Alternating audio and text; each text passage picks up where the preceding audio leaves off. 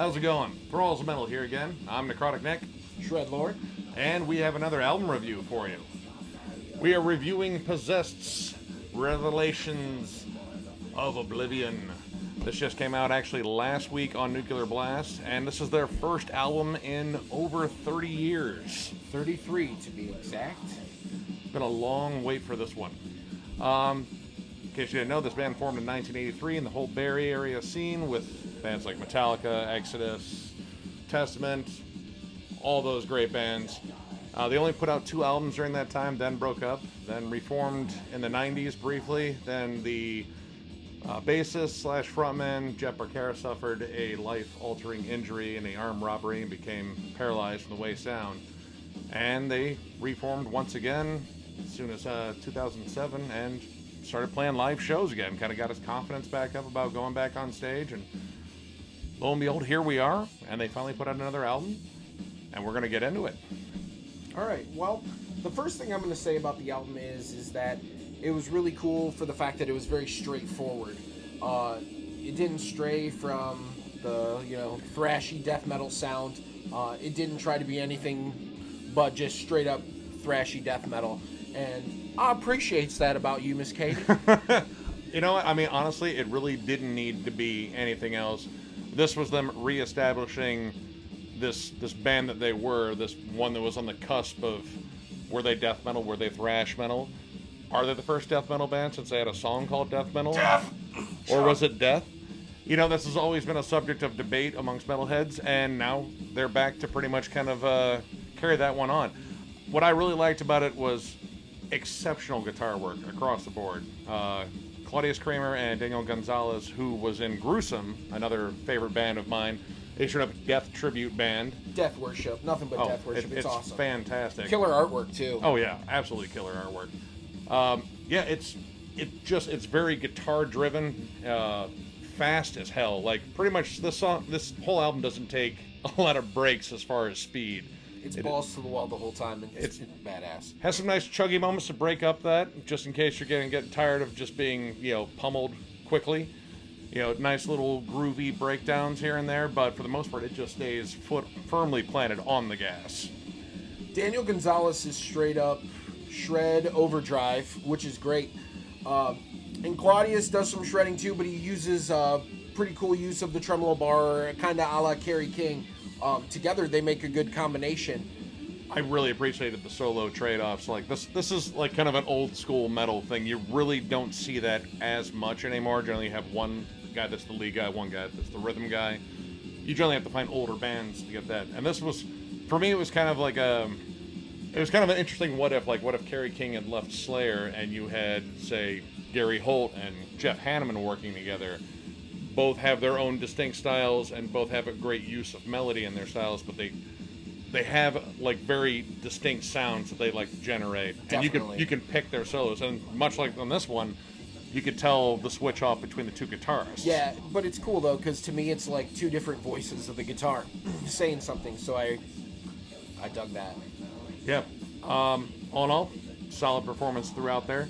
Jeff Barcara, when he does his straightforward, thrashy, almost deathy vocals, like once again, those even kind of waver. Really good.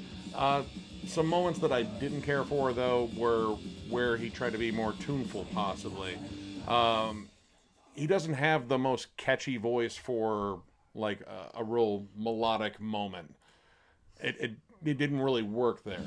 But when he's just belting out, thrashy lyrics about Satan and fucking... That works great. That works awesome. The only thing I can say is I wish there was a little bit more dynamically about the album on the vocal scale. Like we said, dude does what he does really well, but I guess I would have liked to hear maybe him expand his range a little bit and, maybe give us one other, like, maybe nice little low growl. Yeah, like something like Chuck Billy. Yeah. Chuck Billy, knew how to break up that sound with this low growl out of nowhere. I think maybe the song The Omen in particular kind of ran a little bit long, and I'm not much of a fan of intros. This one has an intro and an outro, which the time put there was essentially the time of another song. And I think it could have been another chance for another really good song in there. Like, it should have gone straight to No More Room in Hell, which is a killer fucking opener. Like, that one sets the pace right away. Like, the intro is cool and all. It's very Omen-esque if you love that series of movies. But I just get to the meat and potatoes, and, like, No Room in Hell definitely does it. Yeah. As far as the intro and outros go, the intro had that, like, old school horror movie feel, while the outro had a pretty nice, pretty clean nylon guitar, ditty, if you will, going on.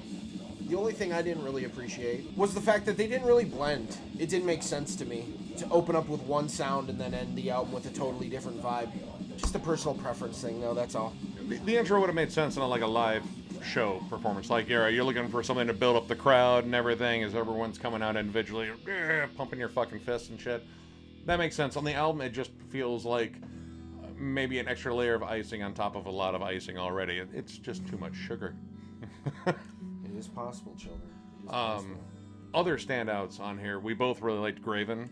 Yeah, Graven was super cool. That one had a great death thrash feel to it.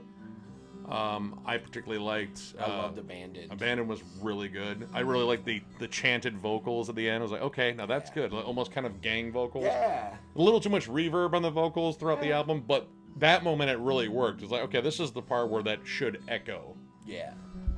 Make it epic. I really liked Ritual. Ritual, that one is a flat-out death metal song. I really think that was one that stood out as just a flat-out death metal song, and it was kind of a break from the thrasher stuff. There's even touches of black metal here and there, too, which shows that, you know, they've learned some new tricks over the time. They didn't just rest on their laurels entirely. All right, let's get to the ratings.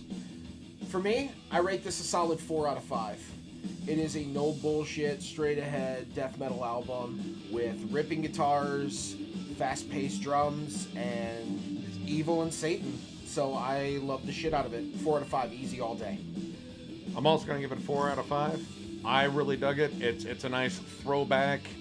You know, let you remember how fucking nasty and biting thrash was, and how this lurking monster that would be death metal was coming up. It was starting to change. And they picked up right where they left off. And it's great to hear them. It's an awesome story, hearing about Jeff Marquardt coming back. And I loved it. I think it's a really good album. Not without its flaws, but fucking solid. Let's just hope it doesn't take another 33 years to make another album. Jesus because... Christ. I'll be entirely too old to do this. Maybe I'm pushing 90, right? In another 33 years? Are you fucking kidding me? I don't. Maybe. Or wait, me? No, not you. Them. Come on, guy. Anyway, if you like what you saw here, please hit the like and subscribe button. As always, we appreciate you coming and hanging out with us. If you have any opinions, please post it in the comment section below, and we'll catch you on the next video.